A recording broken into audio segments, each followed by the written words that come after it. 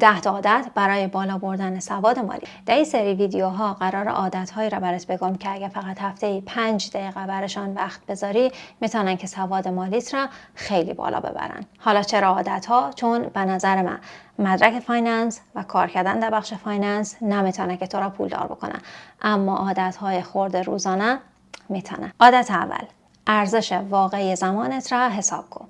ما فکر میکنیم ارزش واقعی زمان ما اون عددیه که در قرارداد کاری ما نوشته شده، اما واقعا این رقمی نیست. بیایم بریم این عدد را در اولین کاری که ما در آمریکا داشتم حساب بکنیم.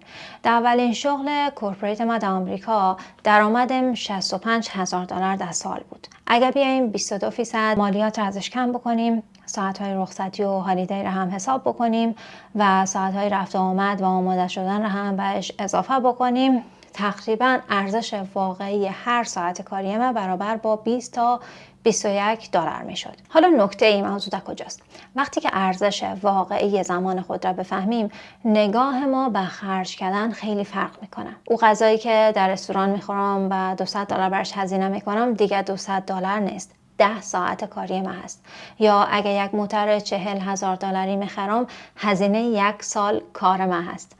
آدم‌های ثروتمند با پرسیدن همین سوال که آیا کاری که میخوایم انجام بدم ارزش زمان من داره، میتونن که تصمیمای خیلی هوشمندانه تری بگیرن.